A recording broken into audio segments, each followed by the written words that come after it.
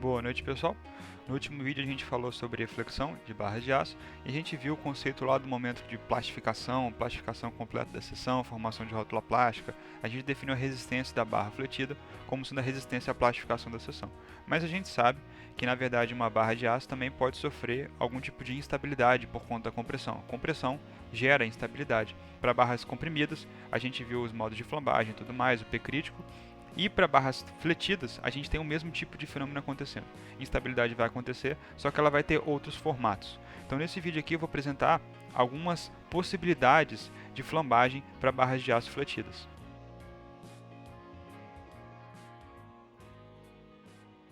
Então eu vou começar aqui com aquele mesmo modelo que a gente fez da outra vez, é aquela viga I. Ela tem 5 metros de comprimento para gerar alguns modos de flambagem interessantes. É o perfil W310 por 38,7 que eu utilizei aqui.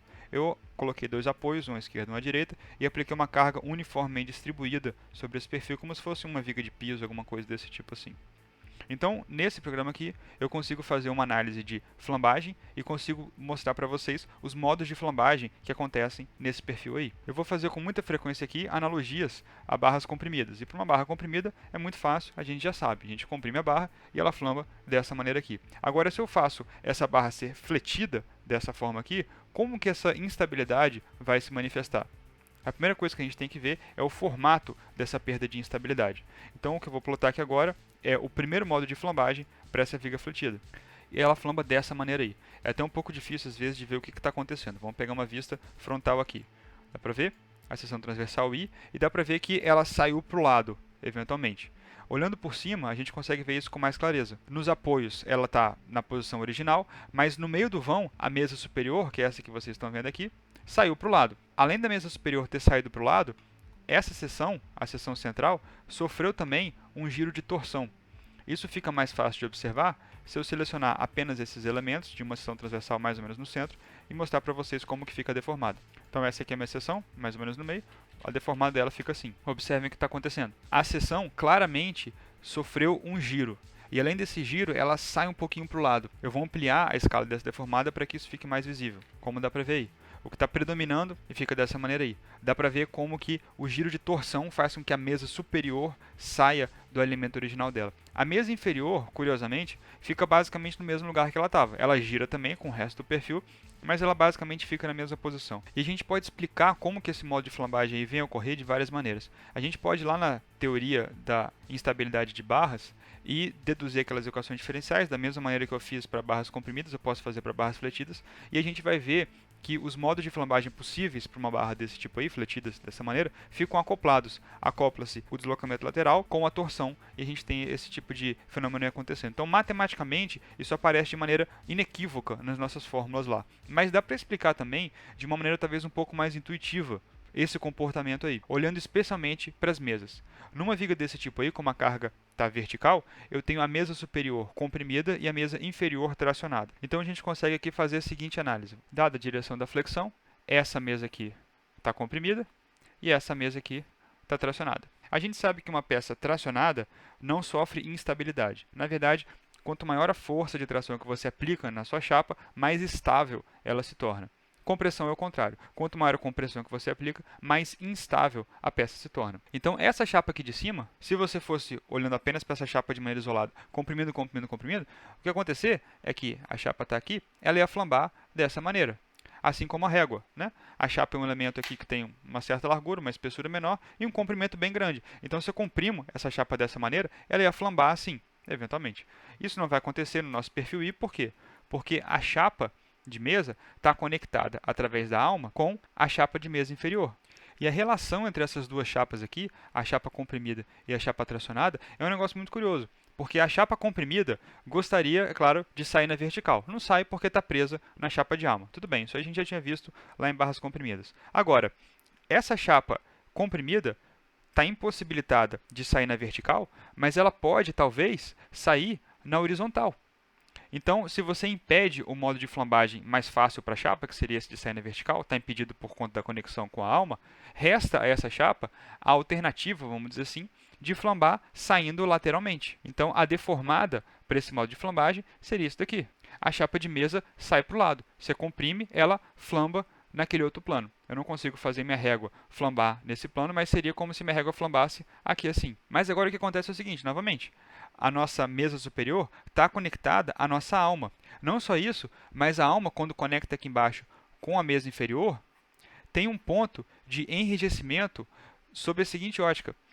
A barra tracionada, que essa chapa de mesa inferior está tracionada, ganha estabilidade. Então ela é mais estável. Então ela age como se ela fosse uma espécie de âncora nessa estrutura aí, nessa seção transversal.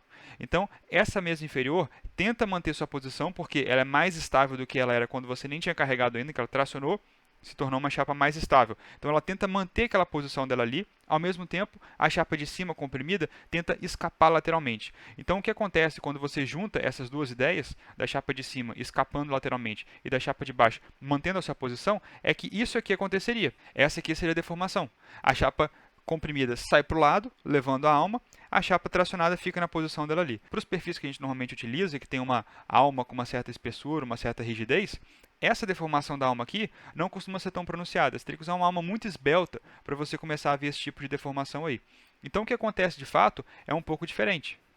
Em vez desse movimento diferencial das mesas deformar a chapa de alma daquela maneira, a chapa de alma tem uma certa rigidez, ela vai manter o seu formato, mas ela não vai manter a sua posição e nem a sua orientação originais.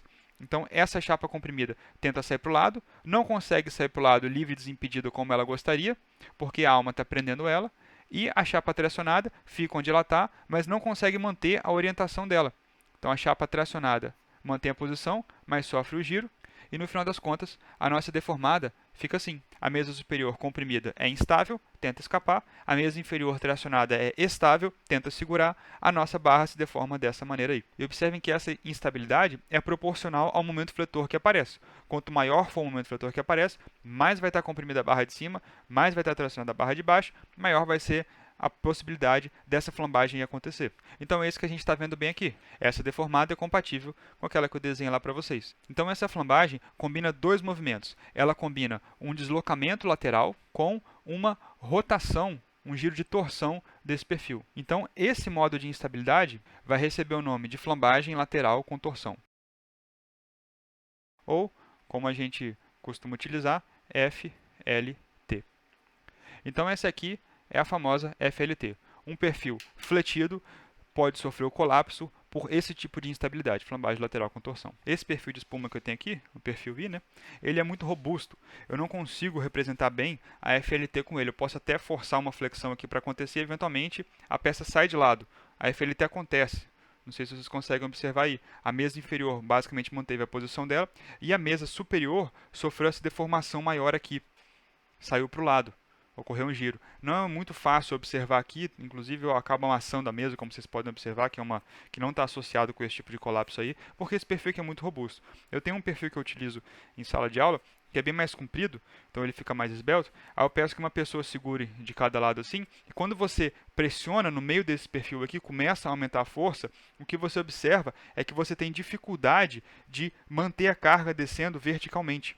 A FLT tenta fazer com que a sua mão escape para o lado assim. Ó. Você vai pressionando esse perfil, ele vai fletindo, fletindo, eventualmente você não consegue equilibrar sua mão aqui em cima dele, porque ele tenta escapar para o lado, gerando essa deformada aqui da FLT.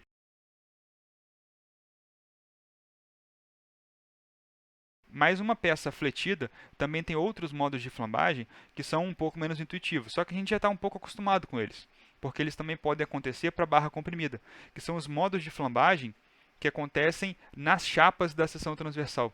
Então a flambagem agora não do perfil como um todo sofrendo uma FLT, mas a flambagem da chapa de mesa ou a flambagem da chapa de alma. E a lógica aqui é muito similar àquela lógica da barra comprimida. Você vai comprimindo uma barra, você tem que observar se, por exemplo, a chapa de mesa vai plastificar ou se ela vai flambar, porque isso pode acontecer. E a gente consegue ver esses modos de flambagem aqui no meu modelo também. Então o primeiro modo de flambagem, como eu mostrei para vocês, é FLT. Vou animar aqui. Então aqui a gente tem a animação da FLT acontecendo. Eu marquei em cores aqui a deformação. Então os pontos que mais se deformam ficam marcados em vermelho, deformação pequena. Deformação não, deslocamento, né? O deslocamento maior está marcado em vermelho aí. Esse modo de flambagem, assim como aqueles outros que a gente já estudou para barras comprimidas, não tem uma direção preferencial. Então o que vocês estão vendo é que ele vai tanto para a direita quanto para a esquerda, para ele indiferente isso daqui. Essa flambagem é uma análise muito teórica. Mas se eu vou seguindo aqui nos próximos modos de flambagem, O segundo modo de flambagem ainda é uma forma de FLT, mas agora não é uma FLT mais com meia onda, é uma FLT com a onda inteira, a senoide completa. Esse aqui é bem improvável. Agora sim, no terceiro modo de flambagem, observem que o eixo da barra permanece alinhado com a posição original. Olhando aqui de cima você não vê deformação nenhuma, mas quando você vai observar, o que a gente vê é que a mesa sofreu algum tipo de instabilidade. Reduzir um pouco a escala aqui para não ficar tão esquisito, mas tanto a mesa quanto a alma, na verdade, estão apresentando algum tipo de deformação. Então esse modo de flambagem aqui é um modo de flambagem que envolve as chapas do nosso perfil. Como é possível ver, a chapa de alma sofre essa oscilação, e a chapa de mesa sofre uma oscilação também. Então, além do nosso perfil poder sofrer um tipo global de flambagem, que é FLT, as chapas também podem sofrer algum tipo de instabilidade. Então, na nossa verificação, além de verificar flambagem global, a gente verifica também flambagem de chapa, mesma coisa que a gente fez para a barra comprimida axialmente.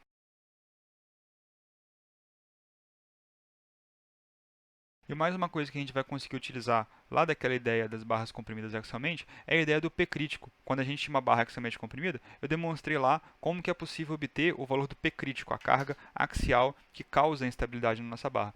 Aqui a lógica é a mesma, só que em vez de ser uma carga P, uma compressão que está causando essa instabilidade, o que causa a instabilidade é o momento fletor. Então, em vez de a gente tratar aqui com P crítico, P índice CR, a gente vai tratar com M crítico, M índice CR. A dedução desse M crítico para um perfil I, por exemplo, pode ser feita manualmente, utilizando aquelas equações diferenciais, de maneira análoga à que eu fiz para o caso da barra comprimida. Mas eu não vou gastar meu tempo com isso daqui, eu vou apresentar quando for necessário, direto a formulação do M crítico que a própria norma já dá. Mas o que eu queria aproveitar era apenas essa intuição de que existe uma carga P, existe um P crítico. Existe um momento M crítico. E uma outra intuição que eu vou aproveitar aqui também é a dos modos de colapso. Lá em compressão, a gente viu que a gente pode ter plastificação e a gente pode ter instabilidade. Mesma coisa aqui, conforme eu acabei de mostrar. No vídeo anterior, eu falei sobre a plastificação causada pelo momento fletor, MPL. Aqui eu estou mostrando para vocês a instabilidade causada pelo momento fletor. E eu estou definindo esse momento fletor crítico, MCR. Então a gente pode voltar nessa curva aqui.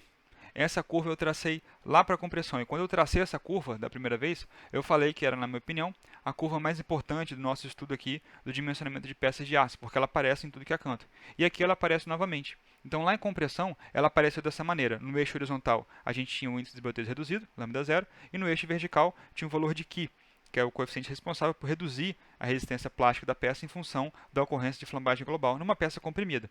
Como a gente está tratando aqui agora de peças fletidas, eu não vou mais tratar de P crítico. Então esse camarada aqui, que eu tinha chamado de P crítico, eu vou substituir por M crítico, MCR. E esse camarada aqui em cima, que eu tinha chamado de Ki, eu vou substituir agora por MRD, momento fletor resistente de cálculo da minha barra. O índice de esbeltez que eu vou utilizar aqui também não vai mais ser aquele lambda zero, índice reduzido, então eu vou apagar esse cara aqui também. Aqui vai entrar um índice de esbeltez da nossa barra, o índice global. E agora, como a gente está tratando com MRD e não mais como Ki, eu vou apagar esse 1 aqui, porque esse momento fletor máximo aqui, que a nossa barra pode atingir, a gente já sabe quem é. Ele é MPL, é o momento fletor de plastificação. Então a nossa barra não pode superar o momento fletor de plastificação. Mas o que a gente está vendo aqui é que conforme a barra vai ficando mais esbelta, da mesma forma que aconteceu lá para barras comprimidas, a flambagem vai se tornando mais e mais provável. Então, conforme eu ando para a direita aqui, nesse meu eixo da esbeltez, eu vou encontrando cargas críticas cada vez menores. Mesma lógica utilizada lá para barras comprimidas. Tanto que eu estou utilizando o mesmo gráfico, só troquei os símbolos que estão em volta dele aí. E o que a gente já consegue antecipar aqui então, né, por analogia lá das barras comprimidas, é o seguinte. A gente viu lá que tem a plastificação, o espectro plastificação, instabilidade, e tem o meio do caminho. Quando existia a possibilidade de ocorrer aquela tal da flambagem inelástica, né? A peça plastificava um pouquinho e aí sofreu o colapso por instabilidade. E aqui é a mesma história. Esse gráfico aí tem exatamente a mesma cara que ele tinha, porque os fenômenos que a gente está estudando aqui vão se comportar da mesma maneira. Uma barra pouco esbelta vai plastificar, uma barra muito esbelta vai flambar de maneira elástica, só que agora flambando por flexão, e uma barra com uma esbeltez intermediária vai flambar tendo plastificado um pouco. Então o trabalho que a gente tem aqui agora é muito similar ao que a gente teve lá para barras comprimidas. Eu preciso determinar quem é essa esbeltez minha nesse eixo horizontal aí. Eu preciso determinar quem é o valor de esbeltez que separa os regimes, o regime da plastificação pura, o regime da flambagem elástica pura, dessa forma determinando o regime intermediário. E eu preciso estabelecer as curvas de cada um desses regimes.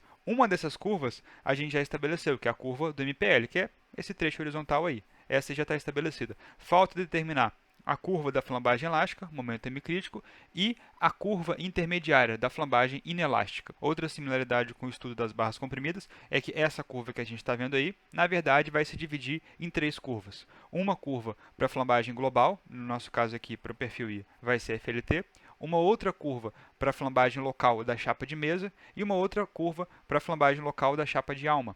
Então, as curvas, as 3, vão ter esse mesmo aspecto aí, grosso modo, mas elas vão ter limites de esbelteios diferentes e expressões de momento resistente diferentes. Então, novamente, a gente vai entrar naquela situação de vários índices de esbelteios com nomenclaturas similares. A gente vai precisar prestar bastante atenção em quem é quem, para não se confundir, não confundir a esbelteios da chapa com a esbelteios da barra, esse tipo de coisa assim. E aí, a gente vai poder contemplar a instabilidade no cálculo da resistência da nossa barra, que é o que está faltando aqui no momento. A gente tem apenas plastificação, não tem estabilidade.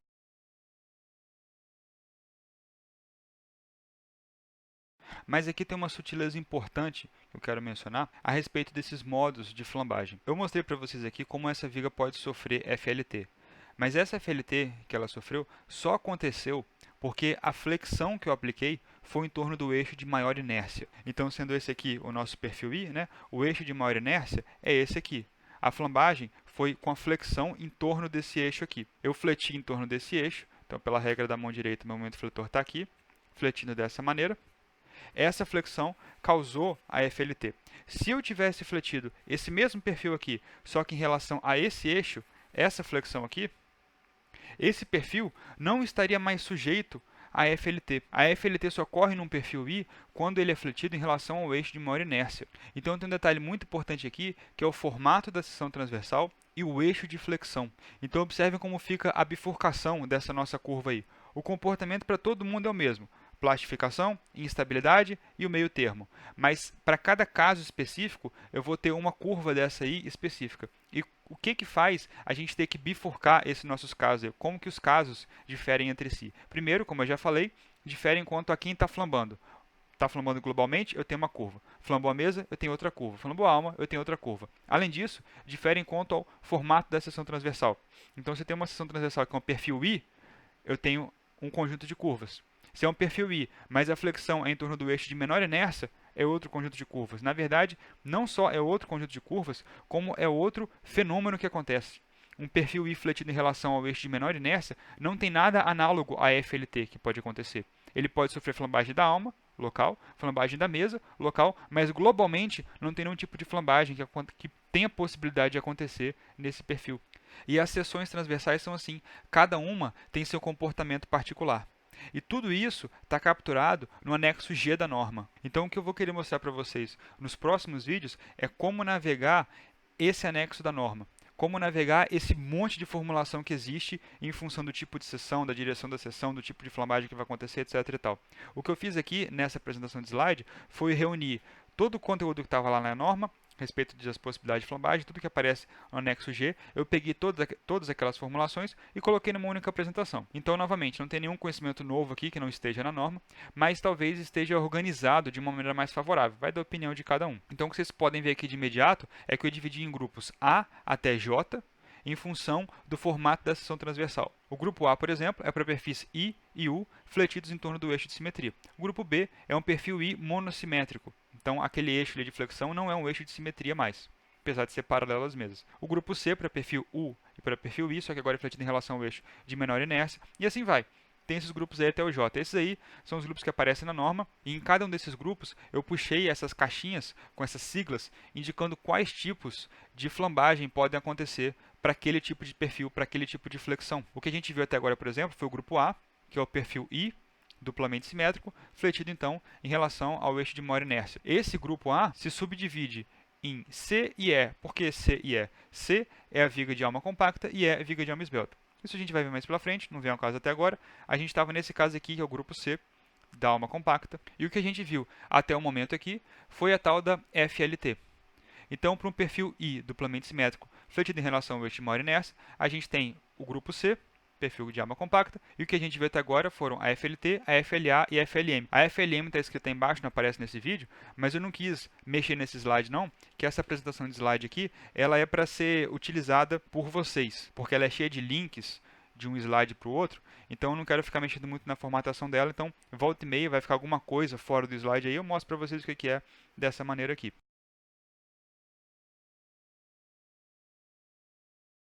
Então é isso aí que eu queria mostrar nesse vídeo para vocês, mostrar os exemplos aí da flambagem ocorrendo para ajudar vocês a visualizar isso aí, quem não tem muita experiência, está começando agora, às vezes não viu esse tipo de flambagem, então acho que ajuda um pouquinho a gente poder visualizar as barras flambando dessa maneira. Os próximos passos aqui são preencher aquelas curvas lá. Então a gente já definiu o aspecto da nossa curva de flambagem, né? Plastificação, instabilidade, aquela coisa toda, mas a gente não falou ainda sobre como calcular esse desbeltase, como calcular o momento fluturamento crítico e tudo mais, então a gente tem agora que popular aquela curva nossa com a formulação específica para barras fletidas. Os exemplos que eu vou dar aqui vão ser focados em geral em perfis I, que é o mais comum para utilizar para vigas, esse tipo de coisa, né? Mas a apresentação de slides que eu até mostrei para vocês agora tem a formulação para todas as seções que aparecem na norma, e volta e meia eu vou mencionar um caso ou outro quando for relevante. Então nos próximos vídeos a gente entra nos detalhes da formulação e vê como que a gente faz para calcular de fato a resistência de uma barra fletida.